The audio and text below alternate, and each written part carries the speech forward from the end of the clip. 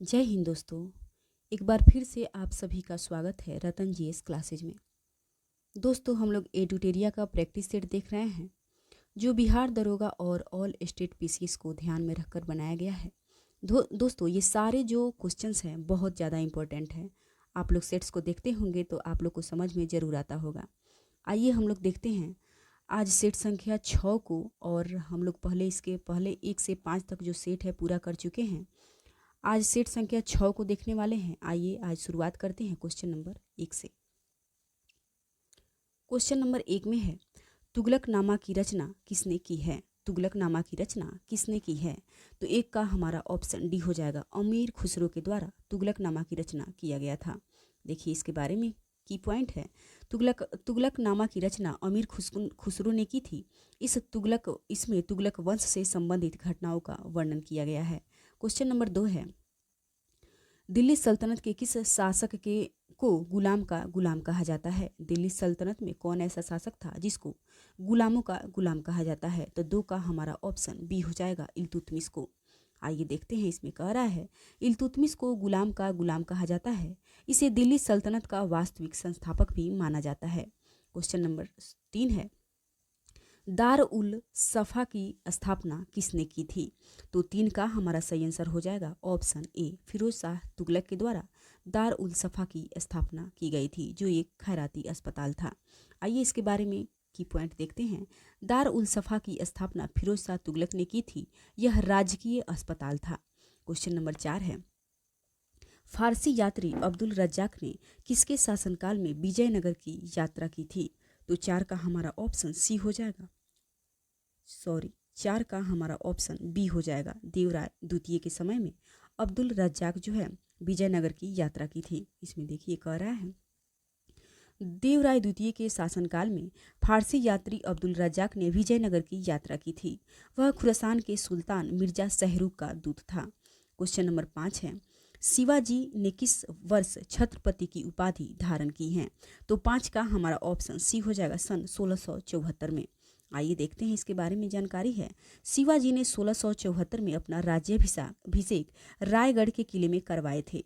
राज्याभिषेक की प्रक्रिया काशी के पंडित गंगाधर द्वारा संपन्न की गई थी। इस अवसर पर शिवाजी ने छत्रपति की उपाधि धारण की थी। दोस्तों ध्यान रखिएगा, जो ये शिवाजी हैं वो पंडित गंगाधर द्वारा ये राज्याभिषेक किए थे। आइए क्वेश्चन नंबर 6 है, किस पुर्तगाली गवर्नर ने कोचीन की जगह गोवा को पुर्तगालियों की राजधानी बनाया था? तो 6 का हमारा ऑप्शन सी हो जाएगा, नीनो डी कुन्हा जो है वो गोवा को पुर्तगालियों की राजधानी बनाया था। इसमें देखते हैं की पॉइंट है, पुर्तगाली गवर्नर नीनो डी कुन्हा ने सन 1530 में, ये याद रखिएगा, सन 1530 में कोचीन की जगह गोवा को पुर्तगालियों की राजधानी बनाया। उसी ने सेंट टोमे तथा हुगली में पुर्तगाली बस्तियां भी बसाई थी। क्वेश्चन नंबर 7 है, अंग्रेजों एवं फ्रांसीसियों के बीच पेरिस की संधि कब की गई थी? तो 7 का हमारा ऑप्शन डी हो जाएगा, सन 1763 में अंग्रेजों और फ्रांसीसियों के बीच पेरिस की संधि हुई थी। इसके बारे में है, पेरिस की संधि अंग्रेजों एवं फ्रांसीसियों के बीच सन 1763 में हुई थी। इस संधि के द्वारा तृतीय कर्नाटक युद्ध का अंत हुआ था। इस संधि के शर्तों के अनुसार अंग्रेजों ने फ्रांसीसियों की भारत में जीती गई सारी फैक्ट्रियां लौटा दी, पर अब फ्रांसीसी अपनी फैक्ट्रियों की किलेबंदी नहीं कर सकते थे और न ही वहां सैनिक भी रख सकते थे। क्वेश्चन नंबर 8 है, तत्बोधिनी सभा की स्थापना किनके द्वारा किया गया था? तो 8 का हमारा ऑप्शन सी हो जाएगा, देवेंद्रनाथ टैगोर के द्वारा तत्बोधिनी सभा की स्थापना की गई थी। आइए देखते हैं, तत्बोधिनी सभा की स्थापना देवेंद्रनाथ टैगोर के द्वारा 1839 में, सन को याद रखिएगा, 1839 में किया गया था। क्वेश्चन नंबर 9 है, महात्मा गांधी और BR अम्बेडकर के मध्य पुनः समझौता कब हुआ था? तो 9 का हमारा ऑप्शन बी हो जाएगा, सितंबर 1932 में भीमराव अम्बेडकर और महात्मा गांधी के बीच पुनः समझौता किया गया था। देखिए, सितंबर 1932 में महात्मा गांधी और दलित नेता BR अम्बेडकर के मध्य पुनः समझौता हुआ था। पुनः समझौते के अनुसार दलितों के लिए पृथक निर्वाचन व्यवस्था समाप्त कर दी गई थी। क्वेश्चन नंबर 10 है, किस बौद्ध संगीति में बौद्ध धर्म 2 भागों में विभाजित हुआ था? तो 10 का हमारा ऑप्शन डी हो जाएगा, चतुर्थ बौद्ध संगीति में बौद्ध धर्म दो भागों में विभाजित हो गया था। देखिए, चतुर्थ बौद्ध संगीति का आयोजन कुंडलवन कश्मीर में हुआ था। इस संगीति में बौद्ध धर्म दो भागों में हीनयान तथा महायान में विभाजित हो गया था। इस संगीति की अध्यक्षता वसुमित्र के द्वारा की गई थी और इसी जो संगीति है चतुर्थ में, इसी में एक उपाध्यक्ष की भी व्यवस्था थी जिसका नाम अश्वघोष था। आइए क्वेश्चन नंबर 11 है, जैन धर्म के तीसरे तीर्थंकर का प्रतीक चिन्ह क्या था? तो 11 का हमारा ऑप्शन डी हो जाएगा, घोड़ा। जैन धर्म के तीसरे तीर्थंकर जो हैं उनका प्रतीक चिन्ह घोड़ा था। आइए देखते हैं वो कौन है तीसरे तीर्थंकर। जैन धर्म के संस्थापक ऋषभदेव थे। इस धर्म में कुल 24 तीर्थंकर हुए, जिसमें महावीर अंतिम तीर्थंकर थे, यानी कि 24वें।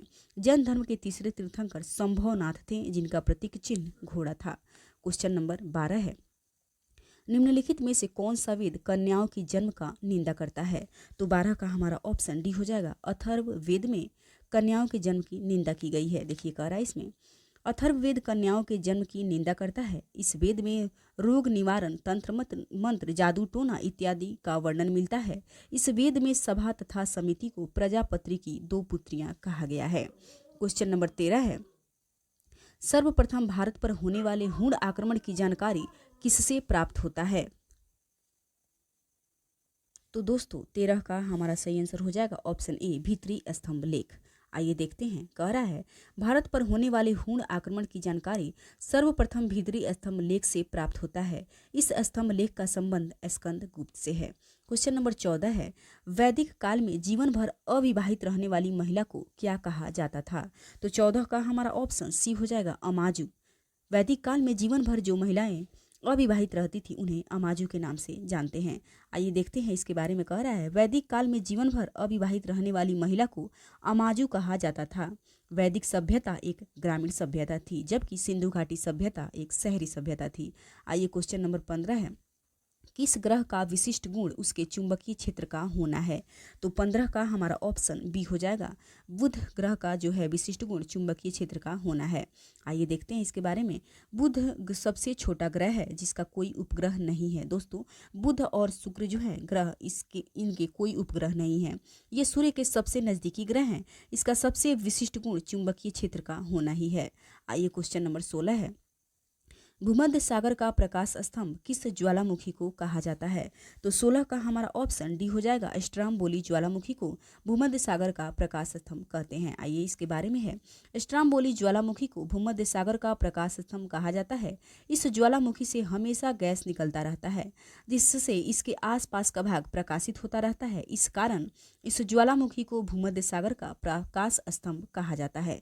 क्वेश्चन नंबर 17 है, निम्नलिखित में से कौन सा देश स्थल रुद्ध नहीं है? तो 17 का हमारा ऑप्शन डी हो जाएगा, जो थाईलैंड है वो स्थल रुद्ध देश नहीं है, जबकि लाओस, कजाकिस्तान और उज्बेकिस्तान स्थल रुद्ध देश की श्रेणी में आते हैं। इसके बारे में देखिए, कह रहा है स्थल रुद्ध देश से तात्पर्य ऐसे देश से है जिसकी सीमा समुद्र को नहीं छूती है। उपयुक्त विकल्प में थाईलैंड स्थल रुद्ध देश नहीं है, जबकि कजाकिस्तान सबसे बड़ा स्थल रुद्ध देश की श्रेणी में आता है। क्वेश्चन नंबर 18 है, आसवन बांध किस नदी पर स्थित है? तो 18 का हमारा ऑप्शन बी हो जाएगा, नील नदी पर आसवन बांध स्थित है। आइए देखते हैं, आसवन बांध नील नदी पर स्थित है। नील नदी का उद्गम स्थल विक्टोरिया झील है। नील नदी विश्व की सबसे लंबी नदी है, जबकि अमेजन नदी जो है विश्व की सबसे चौड़ी नदी है। क्वेश्चन नंबर 19 है, बाबा बुदन की पहाड़ी किस राज्य में स्थित है? बाबा बुदन की पहाड़ी जो है किस राज्य में स्थित है? तो 19 का हमारा सही आंसर हो जाएगा ऑप्शन सी, कर्नाटक में बाबा बुदन की पहाड़ियाँ स्थित है। आइए देखते हैं इसके बारे में। बाबा बुदन की पहाड़ी तथा ब्रह्मगिरी की पहाड़ी दोनों कर्नाटक राज्य में स्थित है। यह दोनों धारवाड़ पठार का भाग है। क्वेश्चन नंबर आइए 20 है, कि कौन सी नदी कृष्णा की सहायक नदी है? इसमें से कौन सी ऐसी नदी है जो कृष्णा की सहायक नदी है? तो 20 का हमारा सही आंसर हो जाएगा ऑप्शन बी, जिसमें से मूसी, कोयना और दूधगंगा जो है कृष्णा की सहायक नदी है, जबकि जो जालांगी नदी है वो हुगली की सहायक नदी है। आइए इसके बारे में देख लेते हैं। मूसी, कोयना, दूधगंगा, पंचगंगा, घाटप्रभा आदि नदियाँ कृष्णा की सहायक नदी है, जबकि जालांगी हुगली की सहायक नदी है। आइए क्वेश्चन नंबर 21 है, भारत में सर्वाधिक वर्षा किस मानसून के कारण होती है? तो 21 का हमारा सही आंसर हो जाएगा ऑप्शन ए, दक्षिण पश्चिम मानसून के द्वारा भारत में सर्वाधिक वर्षा होती है। देखिए इसके बारे में है, भारत में सर्वाधिक वर्षा दक्षिण पश्चिम मानसून से होती है। इस मानसून का विस्तार जून से सितंबर माह तक होता है। इस मानसून के कारण भारत में लगभग 74% वर्षा होती है। क्वेश्चन नंबर 22 है, पड़ोसी देश बांग्लादेश के साथ कितने भारतीय राज्य सीमा साझा करते हैं? तो 22 का हमारा सही आंसर हो जाएगा ऑप्शन सी, 5 ऐसे राज्य हैं जो बांग्लादेश के साथ सीमा साझा करते हैं। देखिए 5 राज्य कौन कौन से हैं। भारत की सबसे लंबी सीमा बांग्लादेश के साथ 4096 किलोमीटर लगती है। बांग्लादेश से सीमा साझा करने वाले राज्य 5 हैं जो निम्न है, जिसमें से एक असम, दूसरा मेघालय, तीसरा मिजोरम, चौथा त्रिपुरा और पांचवा पश्चिम बंगाल है। क्वेश्चन नंबर आइए 23 में, भारत तथा चीन के मध्य मैकमोहन रेखा का निर्धारण किस वर्ष किया गया था? तो 23 का हमारा ऑप्शन बी सही होगा, 1914 में। कह रहा है इसमें मैकमोहन रेखा भारत तथा चीन के मध्य स्थित है। इस रेखा का निर्धारण वर्ष 1914 में शिमला में किया गया था। याद रखिएगा 1914 में शिमला में इसकी ये निर्धारण की गई थी। आइए क्वेश्चन नंबर 24 है, राष्ट्रीय आय समिति का गठन किसकी अध्यक्षता में किया गया था? तो 24 का हमारा सही आंसर हो जाएगा ऑप्शन बी, पीसी महालनोबिस। राष्ट्रीय आय समिति का गठन पीसी महालनोबिस की अध्यक्षता में की गई थी। आइए इसके बारे में देखते हैं। राष्ट्रीय आय समिति का गठन सन 1949 ईस्वी में राष्ट्रीय आय के अनुमान के लिए पीसी महालनोबिस की अध्यक्षता में किया गया था। क्वेश्चन नंबर 25 है, मानव विकास सूचकांक के अंतर्गत निम्नलिखित में से किस विषय को सम्मिलित नहीं किया जाता है? तो 25 का हमारा सही आंसर हो जाएगा ऑप्शन ए, जनसंख्या इसका सही आंसर होगा। आइए देखते हैं। मानव विकास सूचकांक प्रति वर्ष संयुक्त राष्ट्र विकास कार्यक्रम द्वारा प्रकाशित किया जाता है। इस सूचकांक के अंतर्गत मुख्यतः 3 विषय को शामिल किया जाता है जो जीवन प्रत्याशा, शिक्षा और प्रति व्यक्ति आय है। क्वेश्चन नंबर 26 है, सामुदायिक विकास कार्यक्रम की शुरुआत किस पंचवर्षीय योजना के दौरान की गई थी? तो 26 का हमारा सही आंसर हो जाएगा ऑप्शन ए, प्रथम पंचवर्षीय योजना। आइए देखते हैं। सामुदायिक विकास कार्यक्रम की शुरुआत प्रथम पंचवर्षीय योजना के दौरान सन 1952 ईस्वी में किया गया था। प्रथम पंचवर्षीय योजना का कार्यकाल 1951 से 56 तक था तथा यह हेराल्ड डोमर मॉडल पर आधारित था। क्वेश्चन नंबर 27 है, आर्थिक दृष्टिकोण से विनिर्माण तथा बिजली निर्माण किस क्षेत्र के अंतर्गत आते हैं? तो 27 का हमारा सही आंसर होगा ऑप्शन बी, द्वितीयक क्षेत्र के अंतर्गत ये आते हैं। आइए देखते हैं। विनिर्माण तथा बिजली निर्माण द्वितीयक क्षेत्र के अंतर्गत आते हैं, जबकि कृषि प्राथमिक क्षेत्र तथा सेवा तृतीयक क्षेत्र के अंतर्गत आते हैं। क्वेश्चन नंबर 28 है, मानव शरीर का सबसे बड़ा अंग कौन सा है? तो 28 का हमारा ऑप्शन बी हो जाएगा, यकृत यानी कि लीवर। आइए देखते हैं इसके बारे में। मानव शरीर का सबसे बड़ा आंतरिक अंग यकृत है। यह शरीर की सबसे बड़ी ग्रंथि भी है। लीवर का वजन लगभग 1.5 किलोग्राम होता है, जबकि यह 15 से 22 सेंटीमीटर लंबा होता है। क्वेश्चन नंबर 29 है, 1.5 ओम के प्रतिरोध वाले परिपथ पर 150 वोल्ट लगाया जाता है, तो प्रतिरोध द्वारा खर्च कुल शक्ति कितनी होगी? तो 29 का हमारा ऑप्शन डी हो जाएगा, 15,000 वोल्ट। ये इसके बारे में यहाँ देख लीजिए दर्शाया गया है, इसका देख लीजिएगा। आइए क्वेश्चन नंबर 30 को देखते हैं। क्वेश्चन नंबर 30 है, पानी की बूंदों का तैलीय पृष्ठ पर न चिपकने का कारण क्या है? तो 30 का हमारा ऑप्शन सी हो जाएगा, असंजक बल इसका कारण है। आइए इसके बारे में जानकारी है कि पानी की बूंदों तथा तैलीय पृष्ठों के अणुओं के असंजक बल का मान पानी की अणुओं के मध्य ससंजक बल से कम होता है, अतः असंजक बल के अभाव के कारण पानी की बूंदें तैलीय पृष्ठ पर नहीं चिपकती हैं। आइए क्वेश्चन नंबर 31 है, तुल्यकारी उपग्रह के परिक्रमण की अवधि कितनी होती है? तो 31 का हमारा ऑप्शन ए हो जाएगा, 24 घंटा। इसके बारे में जानकारी है, तुल्यकारी उपग्रह पृथ्वी की सतह से 35,746 किलोमीटर की ऊंचाई पर पृथ्वी के घूर्णन की दिशा में ही परिक्रमण करता है तथा इसकी परिक्रमण अवधि 24 घंटे के समान ही होती है। आइए क्वेश्चन नंबर 32 है, पेंडुलम को चंद्रमा पर ले जाने पर उसके आवर्तकाल पर क्या प्रभाव पड़ता है? तो 32 का हमारा ऑप्शन बी हो जाएगा, बढ़ जाता है। आइए देखते हैं। कह रहा है इसमें पेंडुलम को चंद्रमा पर ले जाने पर उसकी समय अवधि बढ़ जाती है। आइए क्वेश्चन नंबर 33 में, एक्स किरणें किस प्रकार की तरंग है? तो 33 का हमारा ऑप्शन सी हो जाएगा, विद्युत चुंबकीय तरंग है। आइए इसके बारे में जानकारी लेते हैं। एक्स किरणें विद्युत चुंबकीय तरंग का उदाहरण है। विद्युत चुंबकीय तरंग बिना किसी माध्यम की सहायता से ही केवल विद्युत तथा चुंबकीय दोलनों के माध्यम से संचरण करती है। क्वेश्चन नंबर 34 है, निम्नलिखित में से कौन एक निष्क्रिय गैस का उदाहरण है? निष्क्रिय गैस का उदाहरण कौन है? तो 34 का हमारा ऑप्शन बी हो जाएगा। आर्गन जो है निष्क्रिय गैस का उदाहरण है। देखिए, ऑर्गन एक प्रकार का अक्रिय गैस का उदाहरण है। अक्रिय गैस वे हैं जो सामान्यतः रासायनिक अभिक्रिया में भाग नहीं लेते हैं, अर्थात ये अधिकांश तत्वों एवं पदार्थों से क्रिया नहीं करते हैं। क्वेश्चन नंबर ये सारे जो हैं ये अक्रिय गैस है। आइए आगे देखते हैं 35। क्वेश्चन नंबर 35 में है, आतिशबाजी में हरा रंग किसके कारण दिखाई पड़ता है? तो 35 का हमारा ऑप्शन सी हो जाएगा। बेरियम के कारण आतिशबाजी में हरा रंग दिखाई पड़ता है। आइए देखते हैं, आतिशबाजी में हरा रंग बेरियम क्लोराइड लवण के कारण होता है। आतिशबाजी के दौरान दिखाई देने वाले अन्य रंग तथा उसके कारण निम्न हैं। लाल रंग जो है एस्ट्रोसियम के कारण दिखाई देता है, नीला रंग कॉपर के कारण, और सिल्वर जो है एल्युमिनियम के कारण दिखाई देता है। आइए क्वेश्चन नंबर 36 है, 13 दिसंबर 1946 को संविधान सभा में उद्देश्य प्रस्ताव के लिए किन्होंने प्रस्तुत किया था? तो 36 का हमारा सही आंसर ऑप्शन डी हो जाएगा, पंडित जवाहरलाल नेहरू। आइए देखते हैं इनके बारे में। संविधान सभा में जवाहरलाल नेहरू ने 13 दिसंबर 1946 को उद्देश्य प्रस्ताव प्रस्तुत किया। उद्देश्य प्रस्ताव को 22 जनवरी 1947 को स्वीकृति मिल गई थी। क्वेश्चन नंबर 37 है, भारतीय संविधान में राज्यसभा के सदस्यों की निर्वाचन प्रक्रिया किस देश के संविधान से गृहीत की गई है? तो 37 का हमारा ऑप्शन सी हो जाएगा, दक्षिण अफ्रीका से।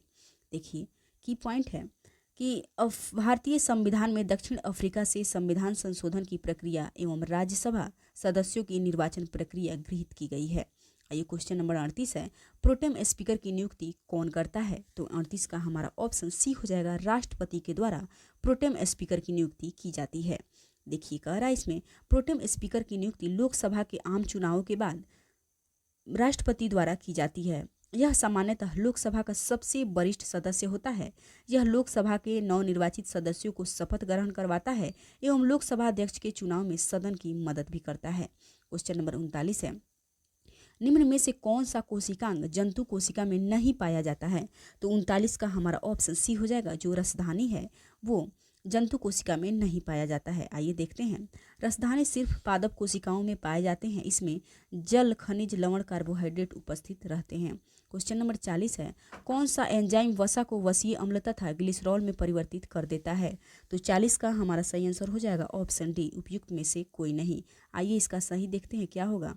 कह रहा है इसमें लाइपेज एंजाइम वसा को वसीय अम्ल तथा ग्लिसरॉल में परिवर्तित कर देता है। क्वेश्चन नंबर 41 है, कॉकरोच में हृदय कोष्ठों की संख्या कितनी होती है?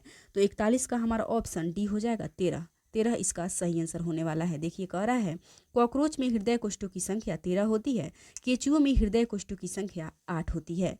क्वेश्चन नंबर 42 है, भारत के नियंत्रक एवं महालेखा परीक्षक से संबंधित उपबंधों का वर्णन संविधान के किस भाग में है? तो 42 का हमारा सही आंसर ऑप्शन बी हो जाएगा, भाग 5 में।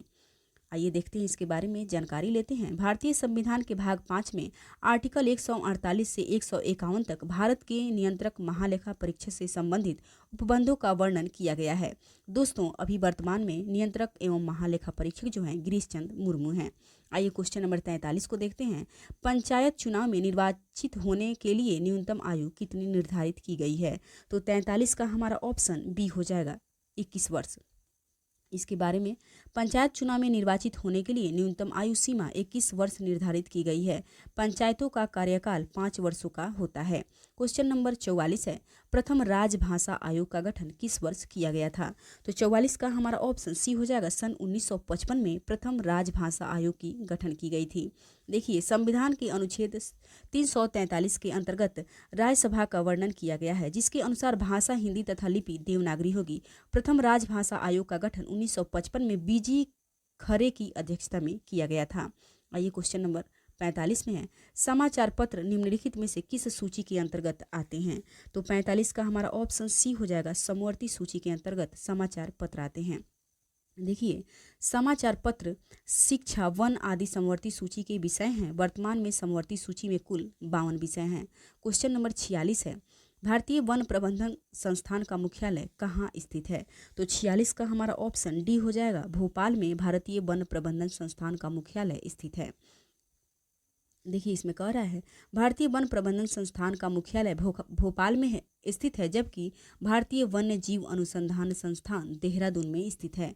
क्वेश्चन नंबर 47 है, अंतर्राष्ट्रीय आपराधिक पुलिस संगठन यानी कि इंटरपोल का गठन किया गया था। कब किया गया था? ए में है सन 1923 में, बी में 1946 में, सी 1948 और डी में 1966। तो इसका कमेंट करके बताइए इंटरपोल का गठन कब किया गया था। तो 47 का हमारा सही आंसर हो जाएगा ऑप्शन ए, 1923 में इंटरपोल की स्थापना की गई थी। देखिए अंतर्राष्ट्रीय आपराधिक पुलिस संगठन यानी कि इंटरपोल का मुख्यालय लियोन्स फ्रांस में है तथा इसकी स्थापना 1923 में की गई थी। क्वेश्चन नंबर 48 है, यदि किसी अर्थव्यवस्था में अच्छी और बुरी मुद्राएं एक साथ प्रचलन में है तो बुरी मुद्रा अच्छी मुद्रा को प्रचलन से बाहर कर देती है, यह किस नियम पर आधारित है? तो 48 का हमारा ऑप्शन बी हो जाएगा, ग्रेशम के नियम पर। आइए देखते हैं, यदि किसी अर्थव्यवस्था में अच्छी और बुरी मुद्राएं एक साथ प्रचलन में है तो बुरी मुद्रा अच्छी मुद्रा को प्रचलन से बाहर कर देती है, यह ग्रेशम नियम पर आधारित है। क्वेश्चन नंबर 49 है, निम्नलिखित में से किसके कारण कांच का रंग लाल होता है? तो 49 का हमारा ऑप्शन ई हो जाएगा, मैग्नीज डाइऑक्साइड के कारण कांच का रंग लाल दिखाई देता है। देखिए कह रहा है इसमें मैग्नीज डाइऑक्साइड मिला देने से कांच का रंग लाल हो जाता है। कांच में कोबाल्ट ऑक्साइड मिला देने से कांच का रंग गहरा नीला एवं कांच में फेरस ऑक्साइड या क्रोमिक ऑक्साइड मिला देने से कांच का रंग हरा हो जाता है। क्वेश्चन नंबर 50 है और आज का हमारा लास्ट क्वेश्चन, स्वतंत्र भारत की प्रथम औद्योगिक नीति की घोषणा कब की गई थी? तो 50 का हमारा ऑप्शन ए हो जाएगा, सन 1948 में स्वतंत्र भारत की प्रथम औद्योगिक नीति की घोषणा की गई थी। इसके बारे में कुछ और जानकारी लेते हैं। स्वतंत्र भारत के प्रथम औद्योगिक नीति घोषणा 1948 में की गई थी। दोस्तों आज का सेशन हम यहीं पे समाप्त करते हैं। आज का टोटल 1 से 50 तक क्वेश्चन हम लोग पूरा कर चुके हैं। आशा है कि ये सेशन आप लोग को ज़रूर पसंद आया होगा। अगर पसंद आए तो प्लीज़ कमेंट करिए और लाइक करिएगा। धन्यवाद।